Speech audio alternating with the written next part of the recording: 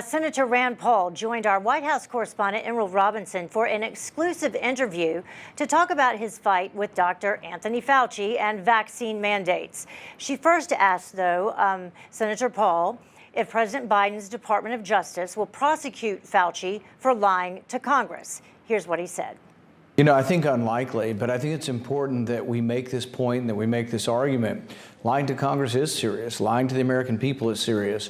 He still probably has more power and influence over what we do, whether we re-mask, whether we don't mask, whether we, have to be 10 feet or 20 feet away from people. All of these edicts basically flow downhill from him.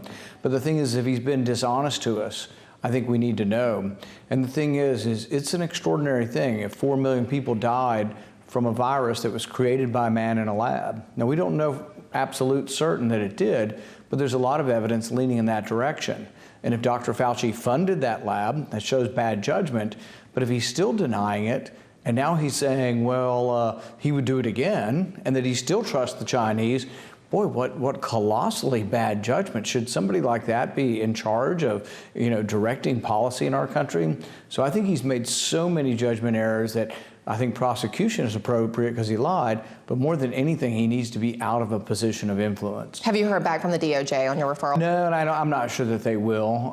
Lying to Congress is something that is against the law, punishable up to 5 years, but they rarely prosecute it. Well, unless you're Roger Stone. Exactly. But speaking about the exchange speaking about him funding the lab, last week you had another heated exchange with Dr. Fauci when he testified on the Hill.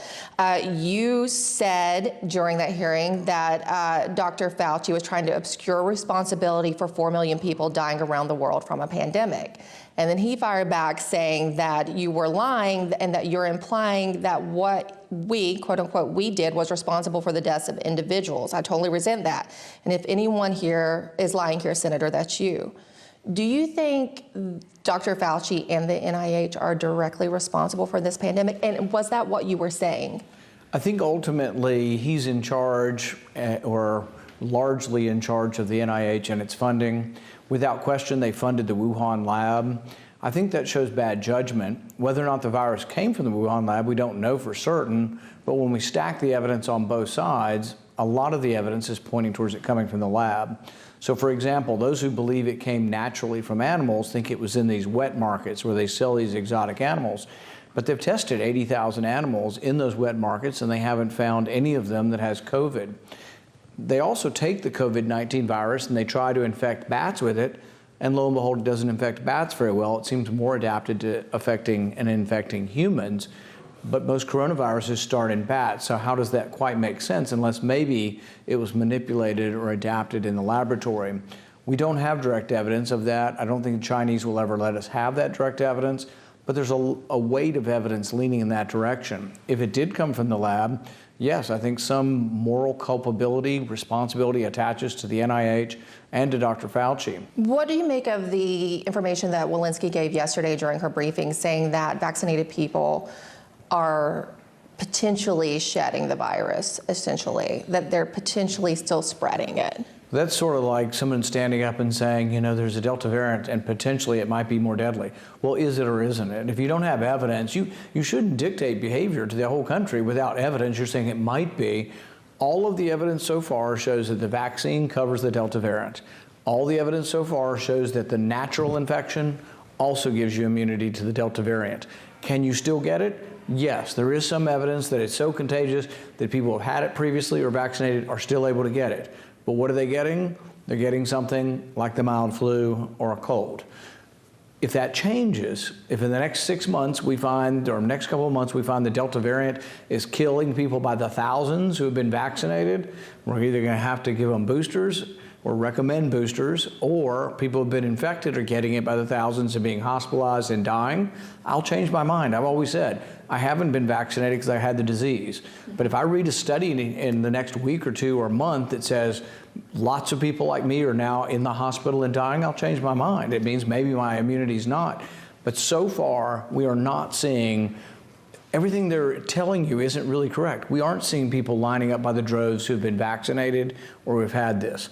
Are there examples of them getting it? Yes. but I think it's more the exception than the rule. When they tell you this, that you got to wear a mask when you've been vaccinated or when you've had it, it's like telling you to distrust the belief that the vaccine works. And so the people who are already hesitant are going to say, well, if I got to wear a mask, why even bother? So it really isn't encouraging people. It's actually giving people the wrong message. If you want more people to be vaccinated, quit mandating everybody wear masks because it seems counterproductive. But now they're mandating the vaccine. Tomorrow, the president is expected to roll out mandates for government workers. And that's a huge mistake. In a free country, each individual should decide. And look at it this way. For all of the left going, oh my goodness, we don't have enough people vaccinated, we are now at 90% of those over 65.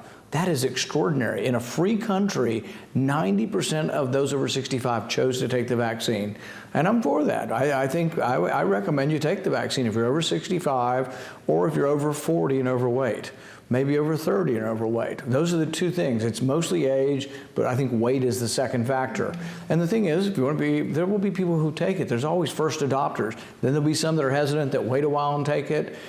But you have to, forcing them to do it isn't consistent with the American way. Well, here in the district, they're looking at allowing vaccinations of children without parental consent. What recourse will parents have in dim-run areas like that? Yeah. There's a complete and utter disregard by the left for individual rights. The people on the left who supposedly are, my body, my choice and all that, seem that all of that thinking has gone out the window when it comes to vaccines. Therefore, no choice. Therefore, you could be affected. Well, if you're vaccinated, why are you so concerned about someone who's unvaccinated? They're like, they could be sitting next to me in a restaurant. If you're vaccinated, you are largely protected. There are very few people that are dying that are vaccinated. Almost nobody's dying that's vaccinated or has had the infection previously. And we are now joined by our own White House correspondent, Emerald Robinson. Emerald, great interview with him. And, as I watched that, I kind of scratched my head because the information that he is sharing there, the facts that he is sharing, if you listen to some of the other corporate mainstream media, that's not the message that people are getting. Exactly, and in fact, a lot of that is because it's being directly censored. I don't think we had that in this segment of the interview, but our last interview when I sat down with Senator Rand Paul was actually pulled down from YouTube because of certain comments that the senators made about masks. His staff received an email from Google saying why they were taking it down, but it was information that could be factually backed up, and that is a crisis, according to Senator Paul. And he says that people are going to have to go and try to find alternative ways to find correct information while it's being censored. And he also did drop a little hint to me, Heather, that he is actively going to be a part of looking for alternative ways to distribute information, though he wouldn't say exactly what yet. Said he wasn't quite ready to make an announcement yet. So that's something else we'll be watching out for from Senator Paul. He needs to just keep coming on Newsmax with you, because that was a great piece. I do think that's part of the plan. All right, thank you. That is one of the pieces. Yeah. All right. Thank you very much, Emerald.